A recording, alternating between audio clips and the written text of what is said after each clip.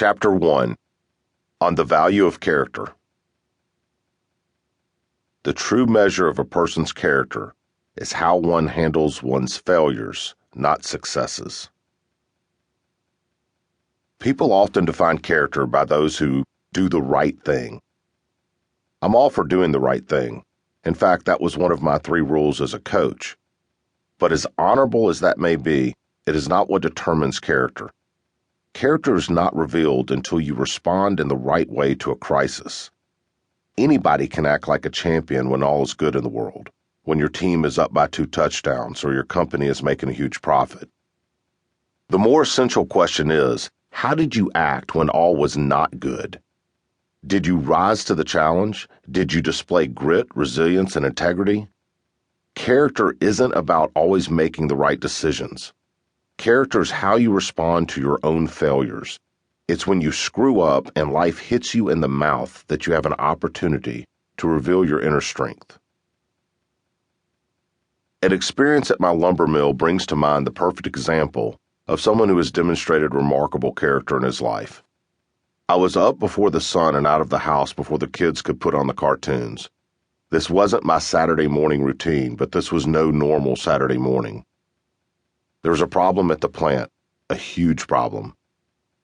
Because the tilt hoist, an intricate and heavy machine that lifts the packs of lumber and slides boards one by one at a 45-degree angle onto an inspection deck, was broken beyond repair, we were forced to shut down our only production line. If we didn't install a new tilt hoist, come Monday morning we would not be able to produce or ship lumber. Worse yet, it meant that my 45 employees at the time would have nothing to do for the whole day, perhaps the whole week, and we'd be earning wages that I couldn't afford to pay. The mill, Classic American Hardwoods, was less than a year old in June of 2002. At this point, all I could hope for was to make it to year 2. The company meant more to me than I could ever describe. We built it from nothing, from used equipment bought at auctions, from a dream of mine that just wouldn't die.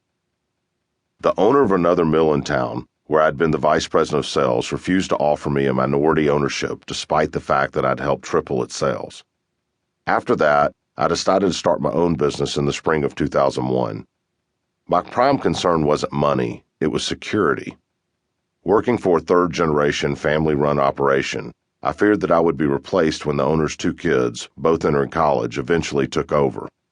Owning a piece of the business would be my only protection, and I couldn't wait any longer. My boss offered me a sizable raise to stay on, but he would not change policy no matter how much I'd meant to the bottom line. Only members of the family could possess a share of the business, he kept telling me. I didn't blame him. He was looking out for his family, and so was I. I walked away from that job and took on the biggest gamble of my life. Everything was at stake for me, my wife Lisa and our 4 children, ages 6, 5, 4, and 3. No wonder I got so little sleep in those days. I benefited from numerous contacts throughout the industry who vowed to buy lumber from me when they could have easily purchased it elsewhere. I also had the support of 2 co-workers from the other mill, Will Donahoe and Cindy Bannock, who quit their own secure jobs because they believed in me and my vision.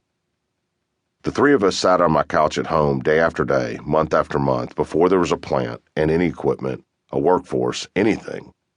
All we had was an idea and the will to create something special. Slowly, piece by piece, everything began to come together. A new company was born, our company. On a beautiful day in September, we officially opened for business. The timing could not have been worse.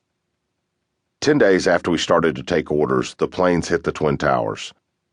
Uncertain about how the economy would respond to the terrorist attacks, potential customers became wary of spending money. Without minimizing the grief and anger we all felt about the mass murder of several thousand innocent Americans, my focus returned to the future of our company.